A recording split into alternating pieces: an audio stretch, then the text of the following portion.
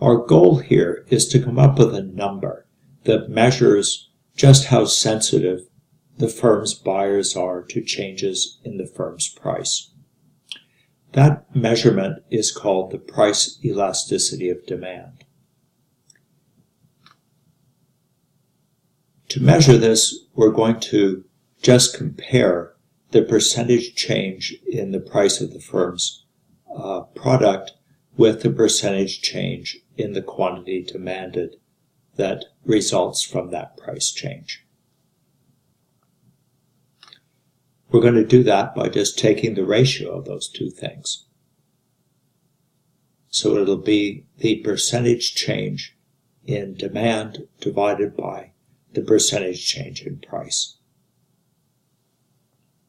We can write that as an equation in abbreviated form like this, where the Greek letter delta just means change in. So delta Q means the change in quantity, delta P is the change in price. So if we want to measure the percentage changes, we can just take delta Q divided by Q, where Q is quantity, and the percentage change in price is delta P divided by P.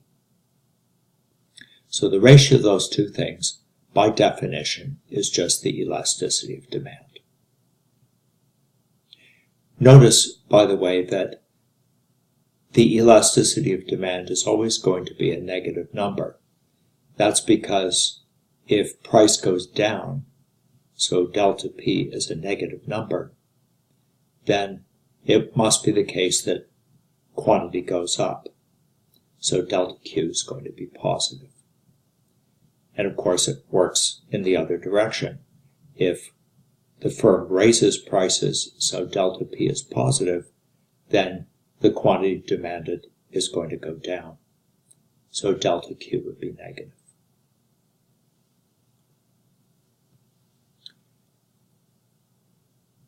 When we actually measure the price elasticity of demand, when we get to some numerical examples, I'm going to suggest that when you do the percentage calculation, you use the average quantity and the average price here in the denominator.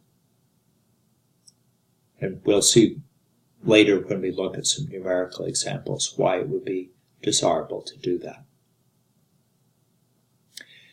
Another thing that we're going to do is just to express the elasticity when we talk about it as a positive number. So that's why I've written the absolute value sign here around E, our elasticity. That just makes it easier to speak about large and small elasticities of demand. If you think about it, it's kind of awkward talking about large and small negative numbers.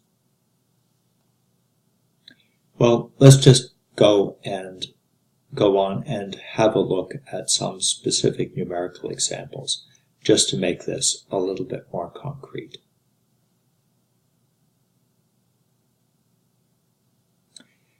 So what I'm going to do is just go back to the numerical example that we used in thinking about marginal revenue and how that was related to the demand for the firm's product. And what I want to do is actually connect the idea of marginal revenue with the price elasticity of demand. Let's just go back to the example that we looked at earlier, where we imagined the firm in this situation lowering the price from $11 to $10. And we saw that the quantity demanded went up by 1 unit. When we were thinking about marginal revenue and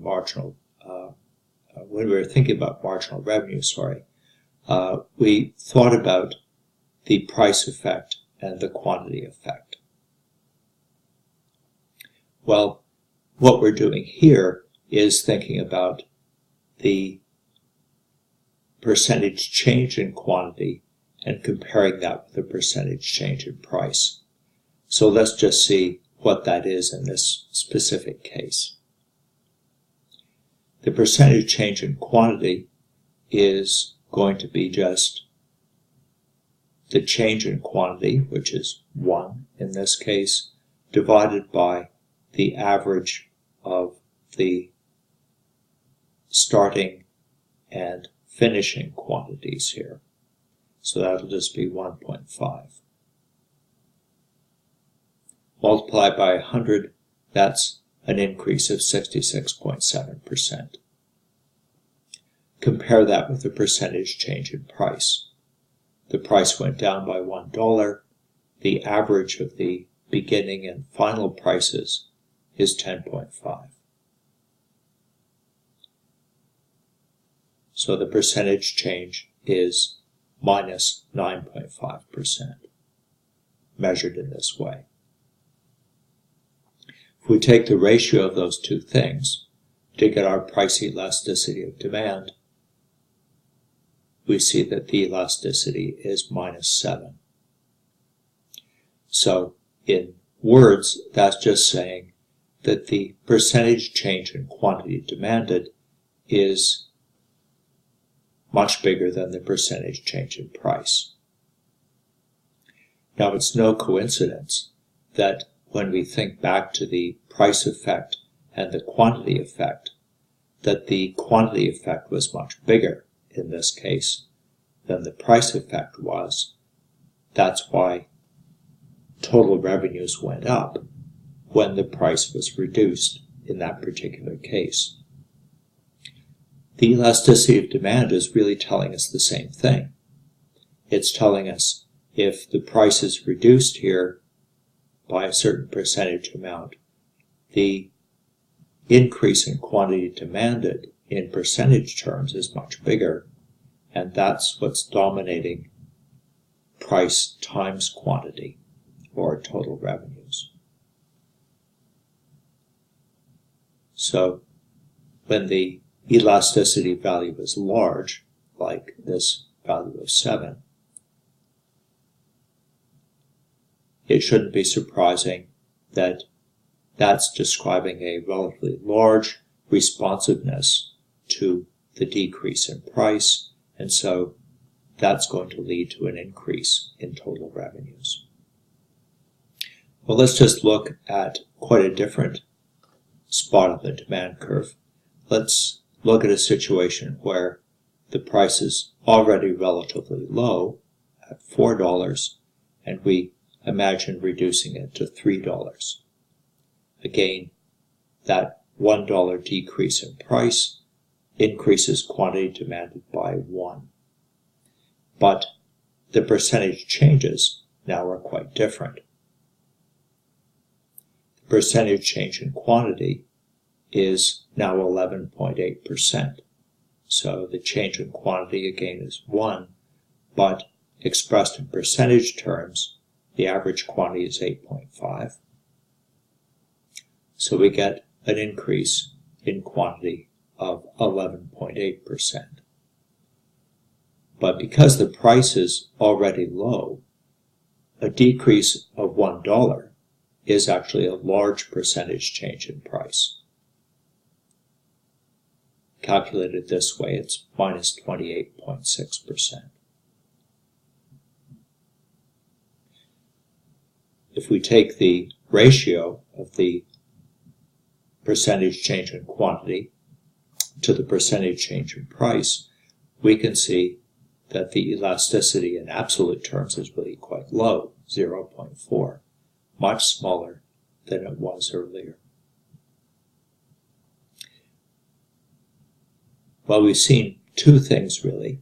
One is that the elasticity of demand is not constant along the demand curve, but it in fact changes at every point, and as we move down the demand curve, it turns out that the elasticity gets smaller and smaller in absolute terms.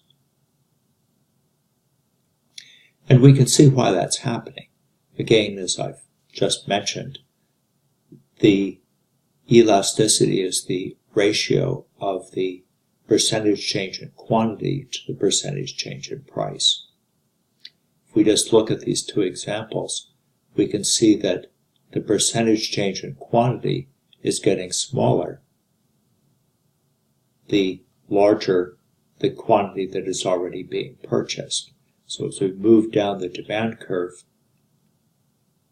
an increase in quantity of one more unit is a smaller and smaller percentage amount, while at the same time the decrease in price of $1 becomes a larger and larger percentage change in price.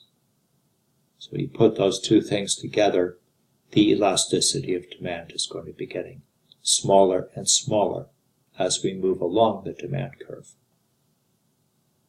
Let's just quickly connect that to the idea of marginal revenue. So here is that familiar picture that we saw earlier about the relationship between demand and marginal revenues. And what we saw was that when the price was relatively high and the quantity effect was larger than the price effect, marginal revenues were positive. What we've seen when we've thought about the elasticity of demand is that where demand is elastic, like up here, where the elasticity of demand was -7, then a decrease in price leads to a relatively large percentage change in quantity demanded. That's really just the same thing as saying that marginal revenue is going to be positive, that total revenues are going to be going up because people are relatively responsive to that change in price. So when price is relatively high, when we're high up here on the demand curve, demand is going to be elastic. In other words, the absolute value of elasticity is going to be greater than 1. But we saw with the numerical example that the elasticity is getting smaller and smaller. Eventually it's going to become negative, it's going to become less than 1 in absolute terms, and it's going to be decreasing. Of course, the elasticity is always negative. There's going to be a spot where the elasticity is just 1. And in fact, that's going to be the spot where the price effect and the quantity effect are just exactly offsetting each other. That's the spot where marginal revenues were 0. At that spot makes sense if you think about it, that the percentage change in quantity demanded is exactly the same as the percentage change in price. So price times quantity is not going to be changing right there. So that's where revenues are going to be maximized. But as I reminded you before, we don't want to just get fixated on that idea of maximizing revenues because we're interested in maximizing profits. So we also have to think about costs.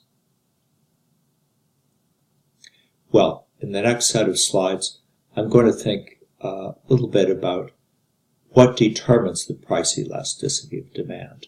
What makes people more or less responsive to changes in prices.